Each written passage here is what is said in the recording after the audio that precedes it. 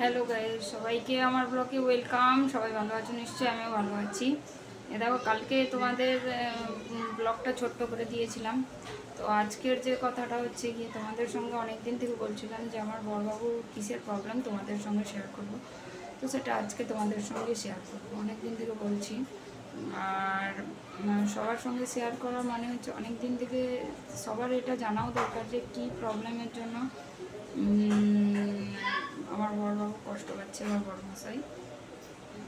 অসুখটা কি তোমাদের সঙ্গে সবটাই শেয়ার করব বলছিলাম অনেক দিন থেকে, কিন্তু শেয়ার করার করবো বলে করাই হয়নি। বলে না, সময়ের সঙ্গে সবটা হয় না, হয়ে ওঠে না, সেই রকম একটা আমার পরিস্থিতি। এক তো মানে ঘরের বড়মশাইয়ের ওষুধ তার তো মানে ওষুধ না খেলে একদিনও চলাফেরা করা যায় না, তার কথা ছেড়েই দিলাম। অবশ্য আমারও শরীরটা অনেক দিন থেকে জ্বর মানে 1-1.5 মাস জ্বর।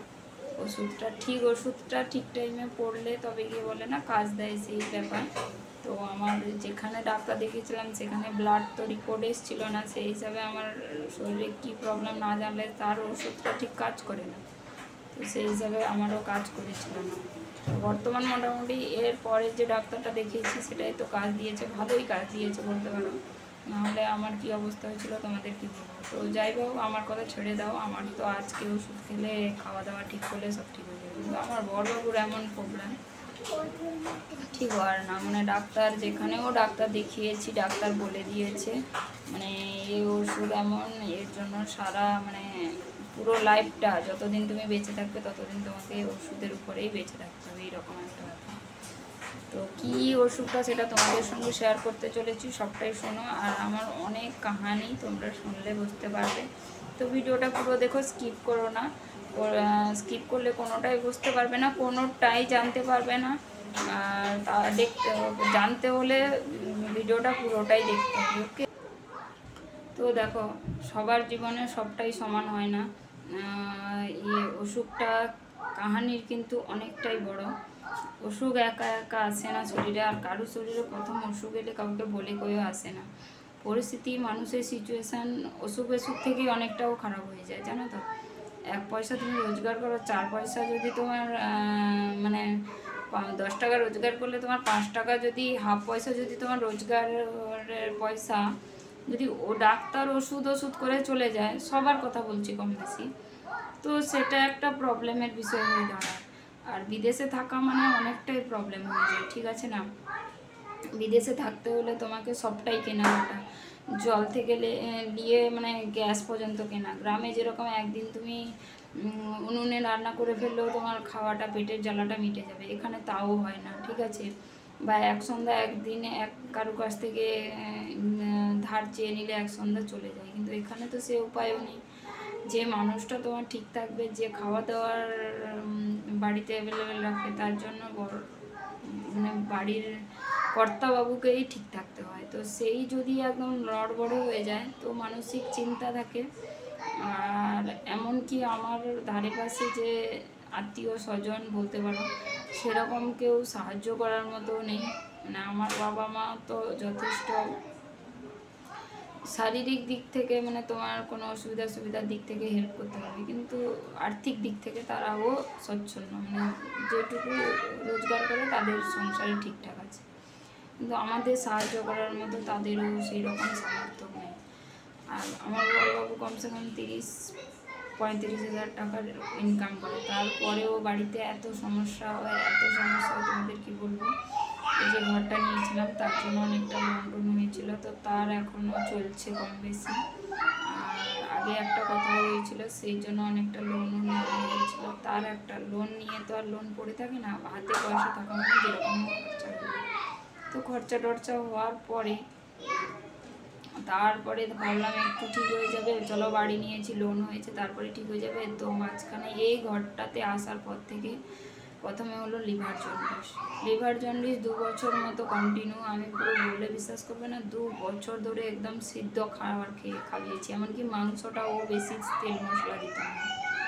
যদি সেটা ঠিক হয়ে গেল, তারপরে আমার ছোট ছেলে হওয়ার পরে মানে আমার তো করুণ অবস্থা ছিল। ছেলে যে আমার পেটে ছিল করোনার টাইমে, মানে পুরো অকাল করোনায় সে সেটা এত বড় ছিল না, বাচ্চা হওয়ার পরে ধীরে ধীরে আমার শরীরও ডেভেলপড হয়ে গেল, আর বাচ্চাও পরপর রোগা ছিল, খাওয়া দাওয়া ছিল না, অনেক কিছু প্রবলেম ছিল।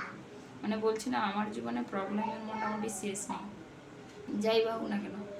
তারপরে 2020 বা 21-এর দিকে আমার বরের মানে ঠান্ডা পড়লেই হাত পা যন্ত্রণা, পা যন্ত্রণা, ঠান্ডায় মানে প্যারালাইসিস রোগী যেরকম হয়ে যায় সেই রকম হলো। একটা পেচ্ছাপ পায়খানা করতে বিছানা থেকে উঠে একা যেতে পারতো না, মানে এমন অসুবিধা হয়ে গেছিল।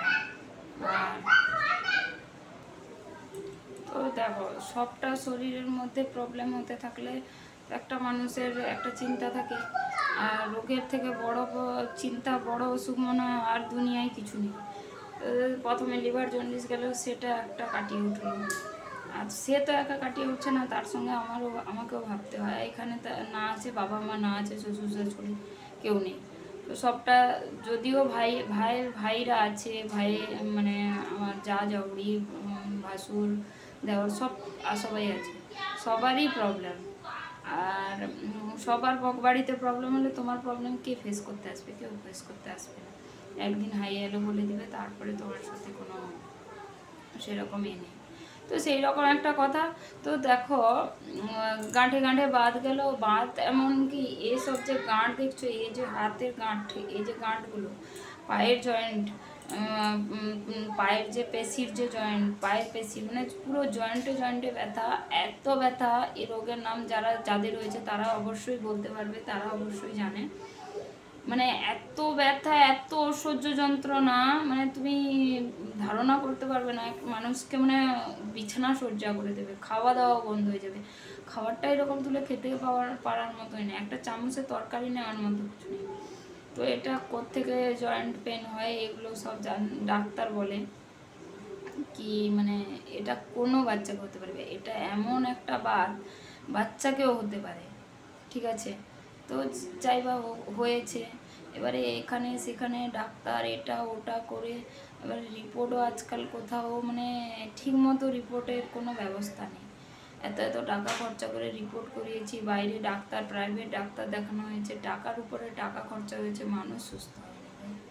সত্যি কথা, এইটা একটা আমার মানে বরকে নিয়ে বলো আর তোমাদের সঙ্গে শেয়ার করবো বলছিলাম। তো এখন অবধি সত্যি একটা ওষুধ, শুধু একটা ওষুধের দাম হচ্ছে 400 কত টাকা একটা।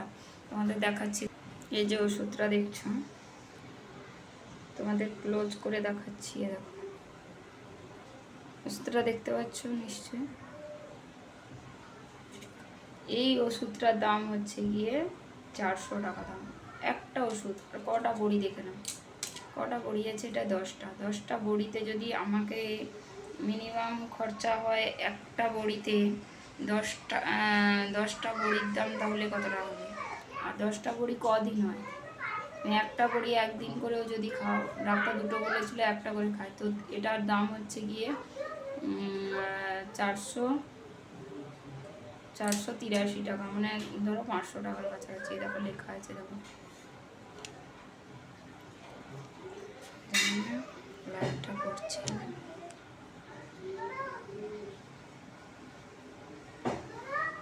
দেখতে পাচ্ছ?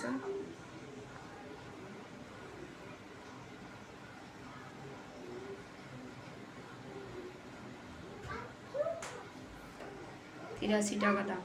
তো একটা ওষুধে যদি 483 টাকা দাম হয়, তাহলে প্রত্যেক ঠান্ডা পড়ে গেলে মানে আরও অসহ্য যন্ত্রণা, সহ্য করতে পারে না। তো সব কিছু মিলিয়ে এত কষ্টকর জীবন, মানে একবার কি বলে জানো, তোমাদের সঙ্গে শেয়ার করতে চাই না সব কথা, তাও বলছি মুখের কথা।